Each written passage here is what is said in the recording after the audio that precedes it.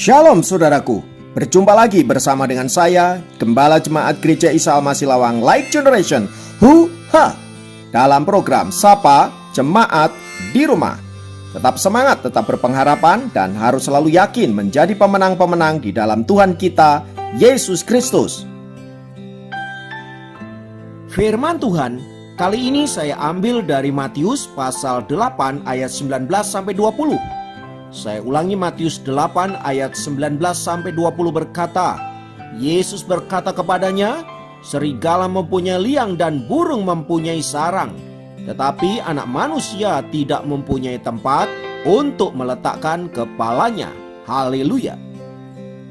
Saudara-saudara, jika ditanyakan kepada orang-orang percaya, motivasi apa yang membuat mereka mengiring Yesus, maka kita akan mendapati berbagai-bagai jawaban keluar dari mulut mereka. Beberapa di antara mereka mengiring Yesus karena berkat-berkat, yang lainnya lagi karena kesembuhan, yang lainnya lagi karena mukjizat, dan sebagian juga karena ingin hidup sukses, ingin mengalami kesenangan hidup, dan berbagai-bagai kemudahan hidup. Selain itu, beberapa yang lain karena mereka memang mengasihi Tuhan dan karena hati mereka rindu untuk menunjukkan ucapan syukur mereka kepada Allah yang telah menyelamatkan hidupnya. Nah, saudara-saudara, terlepas dari berbagai-bagai motivasi itu, tetapi pada umumnya kita mengiring Tuhan karena kita menginginkan sesuatu yang berkaitan dengan kemudahan hidup, kesenangan hidup, dan kenyamanan hidup. Ya, mari jujur saja, semua itu seringkali tanpa kita sadari menjadi motivasi kita mengiring Tuhan, saudara-saudara. Tentu saja memang kita ingin diberkati, ingin sukses di dalam Tuhan dan lain sebagainya, itu bukanlah hal yang salah. Tetapi bila itu menjadi satu-satunya motivasi kita untuk mengiring Tuhan, maka itu menjadi keliru. Sebab bila demikian, lalu apa bedanya dengan mereka yang datang ke dukun-dukun, orang-orang pintar, tempat-tempat keramat dan lain sebagainya? Bukankah mereka datang ke tempat-tempat itu karena mereka ingin sukses, ingin sembuh, ingin kaya, bebas bangkrut dan lain sebagainya? Maka apabila motivasi kita sama dengan mereka, sesungguhnya kita tidak sedang datang untuk menyembah dan menyenangkan Tuhan, mengasihi Tuhan, melainkan kita menyembah dan menyenangkan diri kita sendiri. Bahkan yang lebih mengerikannya lagi, saudaraku, Tuhan seringkali ditempatkan sebagai objek yang kita peralat untuk memenuhi segala keinginan kita.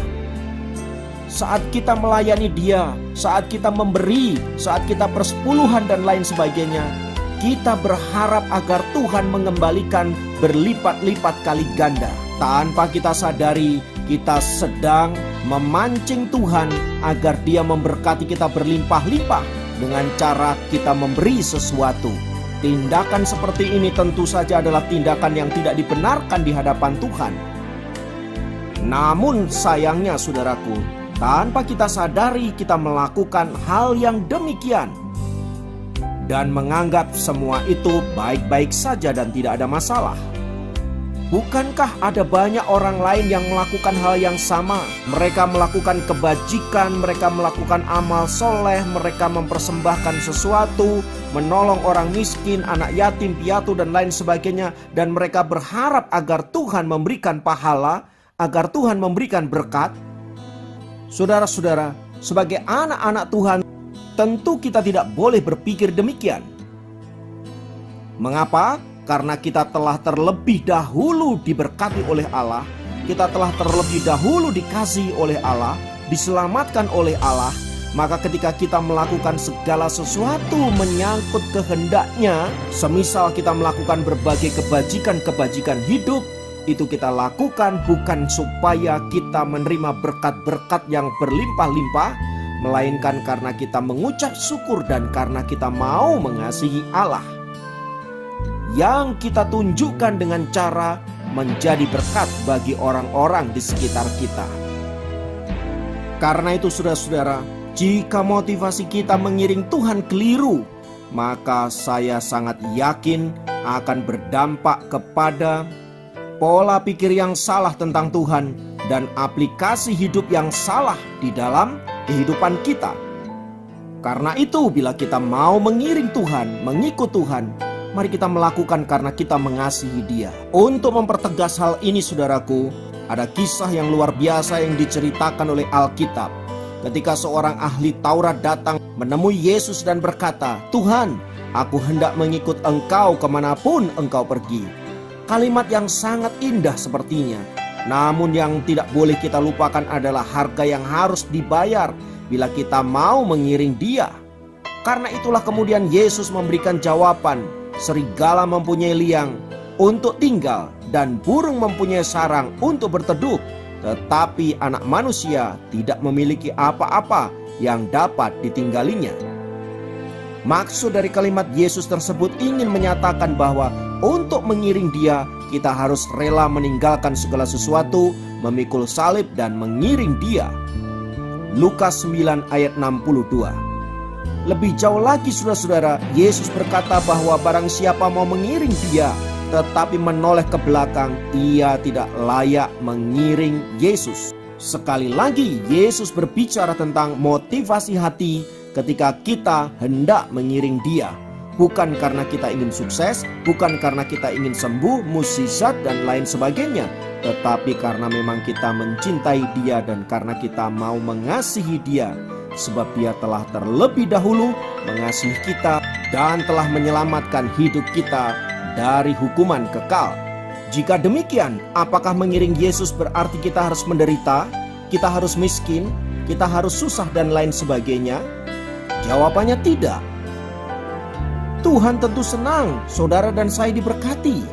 Tetapi yang terpenting bukan soal kita diberkati, yang terpenting bukan soal kita sembuh, yang terpenting bukan soal keadaan kita, termasuk di dalamnya ketika kita menderita. Tetapi di sini berbicara tentang motivasi kita. Sekali lagi saudaraku, motivasi kita harus benar saat kita mengiring Tuhan. Maka ketika motivasi kita benar saudaraku, entahlah kita dalam keadaan menderita, dalam keadaan susah, atau sebaliknya dalam keadaan diberkati, sukacita, maka kita akan tetap mengasihi Dia dengan kasih yang tulus. Karena itu saudaraku, melalui firman Tuhan hari ini kita diingatkan untuk senantiasa cek and recheck motivasi kita dalam mengiring Tuhan. Haleluya. Biarlah firman Tuhan ini menguatkan dan meneguhkan setiap kita. Mari menjadi anak-anak Tuhan yang selalu mengasihi dan mencintai Allah, karena Dia telah terlebih dahulu mengasihi dan mencintai kita. Haleluya. Mari kita berdoa. Bapa, dalam nama Yesus, biarlah firman-Mu senantiasa menguatkan kami dan menjadi rema agar di dalam kehidupan kami senantiasa menyenangkan dan memuliakan nama-Mu. Sampai seluruh rencana Allah dikenapi di dalam dan melalui diri kami masing-masing.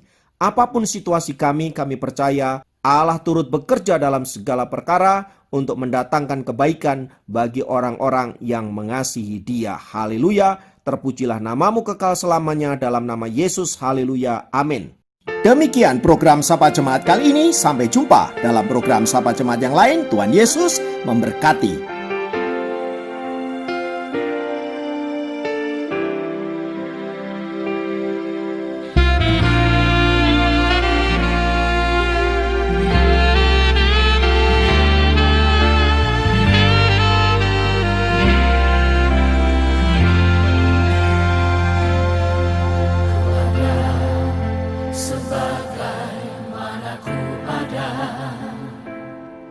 Berdiri menghadap tatamu Bapa,